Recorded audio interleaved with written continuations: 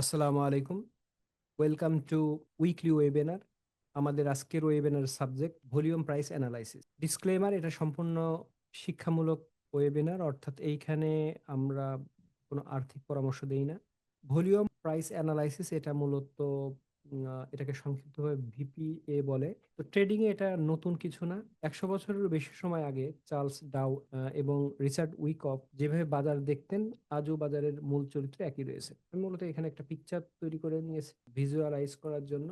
ট্রেডারদের ভুল ধারণা, বেশিরভাগ নতুন ট্রেডার মনে করেন আধুনিক ও জটিল ইন্ডিকেটর যেমন আরএসআই ম্যাকডি তাদেরকে সফল করবে। এটা কাইন্ড অফ ল্যাগিং ইন্ডিকেটরস, অর্থাৎ এটা একটু আপনাকে দেরিতে সিগন্যাল দিই। আর ভলিউম, এইটা হলো একদম রিয়েল ডাটা, যেটা ল্যাগিংস না। কেন ভলিউম গুরুত্বপূর্ণ?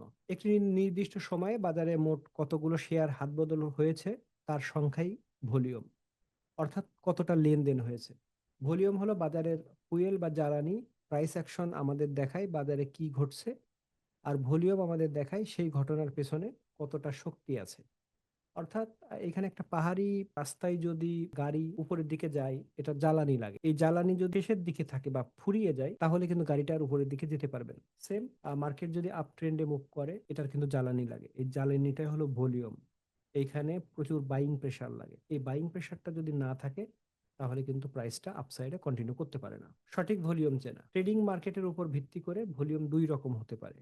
একটা হলো রিয়েল ভলিউম, যেটা মূলত আমরা দেখি বা নর্মালি ব্যবহার করি, যেরকম এটা স্টক বা মার্কেট বা ফিউচার মার্কেটে প্রতিটি শেয়ার বা লটের নিখুঁত হিসাব পাওয়া যায়। অর্থাৎ এইটা আমাদেরকে হিসাব দেয় কতটা বাই সেল হলো। টিক ভলিউম, ফরেক্স মার্কেটের মতো ডিসেন্ট্রালাইজড বাজারে মোট টাকার পরিমাণ সরাসরি জানা যায় না। সেখানে একটি নির্দিষ্ট সময়ে প্রাইস কতবার ওঠানামা করছে তা গোনা হয়। অর্থাৎ এইখানে কিন্তু কত টাকা লেনদেন হলো এটা দেখায় না টিক ভলিউমে। এইটা দেখায় কতবার নির্দিষ্ট সময়ে মুভমেন্ট করলো বা ওঠানামা করলো। এটা দেখেও কিন্তু আমরা প্রেডিকশন করতে পারি। তো স্পট ফরেক্সের টিক ভলিউম এবং স্টক মার্কেটের রিয়েল ভলিউমের কার্যকারিতা প্রায় 99%। তাই যে কোনো মার্কেটেই ভলিউম প্রাইস অ্যানালাইসিস বা ভিপিএ কাজ করে। ভলিউম প্রাইস অ্যানালাইসিসের মূলনীতি, ভিপিএ শেখার জন্য দুটি প্রধান উপাদান বুঝতে হবে। একটা হলো স্প্রেড, ক্যান্ডেলের বডির আকার, অর্থাৎ ক্যান্ডেল স্টিক আমরা যেটা ট্রেড করতে ব্যবহার করি। এখানে যেমন দেখতে পাচ্ছি, এই যে এখানে গ্রিন কালার বা রেড কালার, তো এইটার বডির সাইজ এবং ভলিউম বার, এবং সেই ক্যান্ডেলের নিচে যে ভলিউমটা থাকে ওই ভলিউমের সাইজ, এই দুইটা আমরা দেখে ডিসিশন নিতে পারি। সেটা কেমন? এখানে দুটি মূল নিয়ম কাজ করে। একটা হলো ভ্যালিডেশন। ভ্যালিডেশনটা আমরা বুঝতে পারছি সমতা বা সামঞ্জস্যতা। আর দুইটা যখন যখন একই রকম সিগন্যাল দিবে, অর্থাৎ যখন ক্যান্ডেলের সাইজ এবং ভলিউম একে অপরকে সমর্থন করে, কনফার্মেশন দেয়। এখানে আমরা দেখতে পাচ্ছি বড় ক্যান্ডেল এবং বড় ভলিউম যখন তৈরি হয়, তখন মার্কেট শক্তিশালী থাকে এবং ট্রেন্ডটা স্ট্রং থাকে, যেদিকেই থাক। এটা রেড ক্যান্ডেল অথবা green big candle big volume যদি হয়, দুইটাই কিন্তু আমাদেরকে ডিরেকশন দেয়। রেড ক্যান্ডেল আমাদেরকে ডিরেকশন দেয় ডাউন সাইডে স্ট্রং মুভমেন্টের, এবং গ্রিন বিগ ক্যান্ডেল আমাদেরকে ডিরেকশন দেয় আপসাইড স্ট্রং মুভমেন্টের। কিন্তু যদি দেখা যায় যে ছোট ক্যান্ডেল এবং ছোট ভলিউম, এটাও কিন্তু কনফার্মেশন করছে। অর্থাৎ এই যে ক্যান্ডেল ছোট, এখানে বলছে মার্কেটে কোনো ট্রেডার নেই, মার্কেট মুভমেন্টটা ধীর বা স্লো। তো এইখানে কিন্তু কোনো অসঙ্গতি নেই। অসঙ্গতি দেখা যায় পরের ধাপে, অর্থাৎ এইটাকে বলে মূলত অ্যানোম্যালি, অসঙ্গতি বা ফাঁদ। এই ফাঁদেই ট্রেডাররা বেশি পড়ে। সেটা কেমন? যখন ক্যান্ডেলের সাইজ এবং ভলিউমের সাইজের মধ্যে মিল থাকে না, এখান থেকে ট্রেডাররা মূলত সিগন্যাল পায়। সেটা কেমন? বড় ক্যান্ডেল এবং ছোট ভলিউম যদি থাকে, এটি একটি ফাঁদ। বড় প্লেয়াররা বাজারে নেই, দাম দ্রুত উল্টো দিকে ঘুরবে, অর্থাৎ মার্কেট রিভার্স হবে। আমি চারটা উদাহরণই এখানে দেখানোর চেষ্টা করব। আর এখানে দেখতে পাচ্ছি ছোট ক্যান্ডেল এবং বড় ভলিউম যদি হয়, এর মানে হলো দাম বাড়ানোর চেষ্টা করা হচ্ছে ঠিকই, কিন্তু উপরের লেভেলে অর্থাৎ রেসিস্ট্যান্সে বড় কোনো প্রাতিষ্ঠানিক সেলার বসে দামকে উপরে উঠতে দিচ্ছে না, অর্থাৎ ডিক্লাইন করে দিচ্ছে। এটি ট্রেন্ড পরিবর্তনের বড় লক্ষণ। তো আমরা এখানে চারটা উদাহরণ দেখব। এইখানে দেখতে পাচ্ছি, এখানে এই যে নিচে গ্রিন কালার, এটা বিগ ভলিউম, এবং এইখানে বিগ ক্যান্ডেল, এইটা কনফার্মেশন। অর্থাৎ যেমন ভলিউমের সাইজ, ঠিক তেমনি ক্যান্ডেলের সাইজ। এবং এইখানে দেখতে পাচ্ছি ছোট ক্যান্ডেল এবং ছোট ভলিউম, এটাও ভ্যালিডেশন। অর্থাৎ আমাদেরকে এখানে বোঝাচ্ছে যে এখানে লো ভলিউমের সাথে সাথে এখানে মার্কেটে খুব বেশি মুভমেন্ট নেই। এবং এইখানে অ্যানোমেলিতে দেখতে পাচ্ছি এখানে ক্যান্ডেলের সাইজ ছোট কিন্তু ভলিউম বড়। এটা একটা অসঙ্গতি, এখানে কিন্তু ফাঁদ কাজ করে। এবং এইখানে দেখতে পাচ্ছি একটা রেড ক্যান্ডেল, ক্যান্ডেলের সাইজ মোটামুটি বড় কিন্তু ভলিউমটা খুবই ছোট। এটাও কিন্তু একটা অ্যানোমেলি। এই দুইটা অসঙ্গতি আমাদেরকে কিন্তু ফাঁদে ফেলতে পারে এবং এই দুইটা আমাদেরকে কনফার্মেশন দিচ্ছে। এখানে যেমন স্ট্রং মুভমেন্ট ক্লিয়ার করছে, এইখানে তেমন স্লো মুভমেন্ট ক্লিয়ার করছে। এরপরে দেখতে পাচ্ছি ক্যান্ডেলস্টিক বিশ্লেষণ।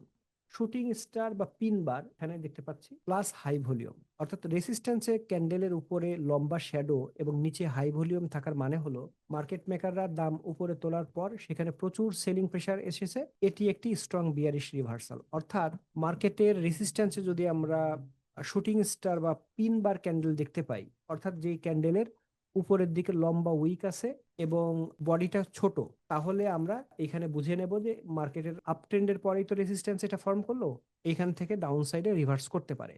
এবং এইখানে অবভিয়াসলি একটা হাই ভলিউম থাকলে এই কনফার্মেশনটা আসবে। আবার এর অন্য দিকে যদি আমরা দেখি, অর্থাৎ একটা যদি হ্যামার ক্যান্ডেল বা ড্রাগন ফ্লাই ক্যান্ডেল স্টিক তৈরি হয় সাপোর্টে এবং সেখানে যদি হাই ভলিউম থাকে, তাহলে এখানে কি বলছে, সাপোর্টে ক্যান্ডেলের নিচে লম্বা শ্যাডো এবং হাই ভলিউম মানে দাম নিচের নামার পর সেখানে বিপুল বাইং প্রেসার এসেছে, অর্থাৎ এখানে প্রচুর পরিমাণে বাইং প্রেসার তৈরি হয়েছে। এটি একটি স্ট্রং বুলিশ রিভার্সাল প্যাটার্ন, অর্থাৎ মার্কেট ডাউন সাইডে থাকবে। তারপরে এখানে একটা হ্যামার বা ড্রাগন ফ্লাই ক্যান্ডেলস্টিক প্যাটার্ন তৈরি হবে এবং এইখানে হাই ভলিউম থাকবে। এটা আমাদেরকে বলে দেয় মার্কেটে রিভার্সালের সমূহ সম্ভাবনা আছে। ওই অবশ্যই অবশ্যই এখানে কনফার্মেশন লাগবে। এবং এরপরে আমরা দেখি যদি সামগ্রিক চিত্র দেখা, টোটাল আমরা সবকিছু মিলায়ে যদি দেখি, একটি মাত্র ক্যান্ডেল দেখে সিদ্ধান্ত না নিয়ে তার আগের ও পরের 5 থেকে 10টি ক্যান্ডেলের ভলিউম মিলিয়ে পুরো ট্রেন্ডের শক্তি বুঝতে হবে। একটি আপ ট্রেন্ডের সময় প্রতিটি বড় গ্রিন ক্যান্ডেলে ভলিউম বাড়তে থাকা উচিত এবং ছোট রেড ক্যান্ডেলগুলোতে ভলিউম কম থাকা উচিত। যদি এর উল্টোটা ঘটে, দাম বাড়ছে কিন্তু ভলিউম কমছে, তবে বুঝতে হবে ট্রেন্ডের শক্তি শেষ।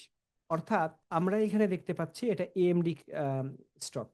তো এইখানে যে ব্রেকআউট করেছিল, ব্রেকআউটের পরে প্রাইস কিন্তু এই যে এইখানে এতটুকু মুভ করেছে, এইখানে কিন্তু ভলিউম দেখতে পাচ্ছি ইনক্রিজিং ছিল এবং ভলিউম আমাদেরকে বলে প্রাইস যেই দিকে মুভ করছে এই দিকেই যাবে। ঠিক এটার ভাইস ভার্সা, প্রাইস যদি ডাউন সাইডে মুভ করে এবং ভলিউম যদি ইনক্রিজিং থাকে, তাহলে বুঝতে হবে প্রাইসটা ডাউন সাইডে কন্টিনিউ করবে।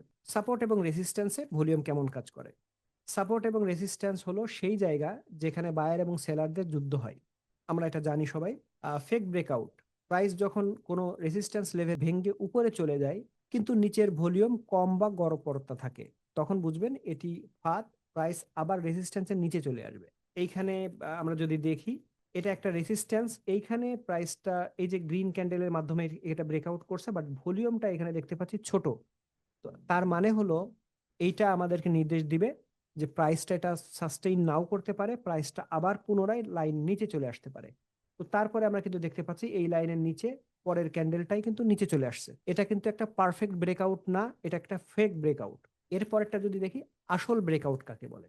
রেজিস্ট্যান্স বা সাপোর্ট ভাঙার সময় যদি বিশাল বা অস্বাভাবিক ভলিউম দেখা যায়, তবে বুঝতে হবে বড় ইনসাইডাররা এই লেভেলটি ভাঙতে অংশ নিয়েছে, তারা অ্যাটেন্ড করেছে এবং এই ব্রেকআউট সফল হবে, অর্থাৎ ব্রেকআউটটা আপসাইডে কন্টিনিউ করবে। এইটার একটা এক্সাম্পল আমরা দেখিয়েছি। এএমডি, এটা যখন একটা ভালো সাইজের ক্যান্ডেল এখানে ব্রেকআউট করছে এবং ভলিউমটাও এখানে অ্যাভারেজের থেকে বেশি, তার মানে আমাদেরকে এখানে কনফার্মেশন করছে যে মার্কেট আপসাইডে কন্টিনিউ করতে পারে এবং এরপরে আমরা দেখতে পাচ্ছি মার্কেট কিন্তু কন্টিনিউয়াসলি আপসাইডে মুভ করেছে।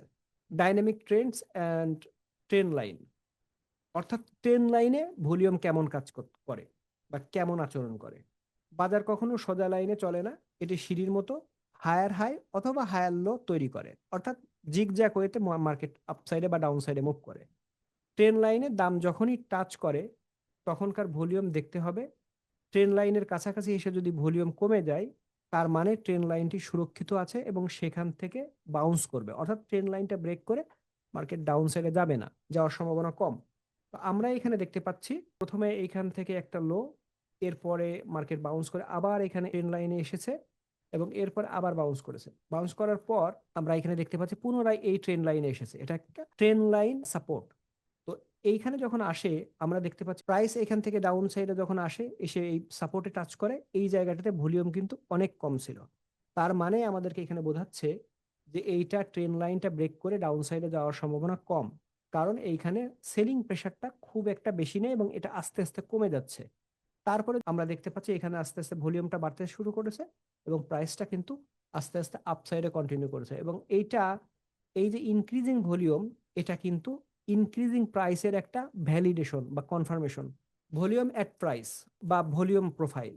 তো আমরা সাধারণত চার্টের নিচে যে ভলিউম দেখি এগুলো হলো ভলিউম বাই টাইম, নির্দিষ্ট সময়ের উক্ত ক্যান্ডেলের কেমন ভলিউম ছিল। কিন্তু চার্টের পাশে হরিজন্টালি যদি কোনো ভলিউম দেখা যায়, অর্থাৎ নির্দিষ্ট লেভেলে কেমন ভলিউম আছে, এইটাকেই মূলত ভলিউম অ্যাট প্রাইস বা ভলিউম প্রোফাইল বলে। অর্থাৎ এখানে যেমন বাম সাইডে দেখাচ্ছে, এটা ডান সাইডেও থাকতে পারে, এবং এটা দেখাবে যে একটা নির্দিষ্ট লেভেল হতে পারে, এটা $100, $120 বা $130। এই লেভেলে হিস্ট্রিক্যালি এখানে বায়ার এবং সেলারের উপস্থিতি কেমন ছিল এবং পয়েন্ট অফ কন্ট্রোল, এটি আমাদের দেখায় কোন নির্দিষ্ট প্রাইস লেভেলে সবচেয়ে বেশি লেনদেন হয়েছে। যে প্রাইসে ভলিউম বার সবচেয়ে বড়, সেই লেভেলটি বাজারের সবচেয়ে শক্তিশালী সাপোর্ট বা রেজিস্ট্যান্স হিসেবে কাজ করে। ক্লাইম্যাক্স, এটা খুবই গুরুত্বপূর্ণ এবং এটা নিয়ে খুবই কম কথা হয়। সেটা হলো সেলিং ক্লাইম্যাক্স কাকে বলে। ডাউন ট্রেন্ডের শেষে একটি বিশাল রেড ক্যান্ডেল এবং রেকর্ড পরিমাণ হাই ভলিউম তৈরি হয়, অর্থাৎ অনেক মার্কেট ডাউন হওয়ার পর একটা লার্জ সাইজের ক্যান্ডেল তৈরি হবে এবং যেটার আন্ডারে লার্জ স্কেলে ভলিউম থাকবে, কিন্তু দাম আর নিচে না গিয়ে পরের ক্যান্ডেল থেকেই উপরে উঠতে থাকে। এর মানে ইনসাইডাররা সাধারণ মানুষের প্যানিক সেলের বা উইক হ্যান্ডসদের সমস্ত শেয়ার কিনে নিয়েছে।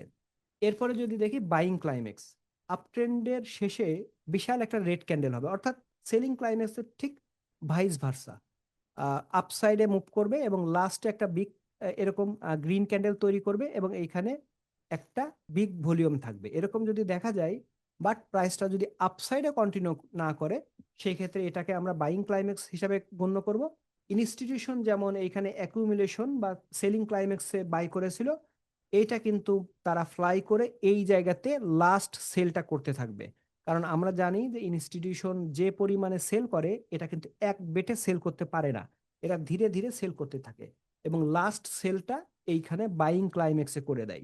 এই জায়গাটাতে এরকম বিগ ক্যান্ডেল দেখে প্রচুর পরিমাণে রিটেল ট্রেডার বা নতুন ট্রেডাররা এখানে বাই করে এবং তাদের কাছে বিক্রি করে ইনস্টিটিউশনগুলো এক্সিট করে। যারাও এখানে বাই করলো তারা কিন্তু লার্জ স্কেলে এখানে লস করে। তো যার কারণে অনেকেরই কিন্তু মার্কেটে বলতে শোনা যায়, সে বাই করলে মার্কেট ডাউন হতে থাকে এবং সে সেল করে দিলে মার্কেট আপ সাইডে মুভ করতে থাকে। তো এইখানে মূলত ভিপিএ কোনো জাদু বা অলৌকিক ইন্ডিকেটর নয়, এটি একটি দক্ষতা।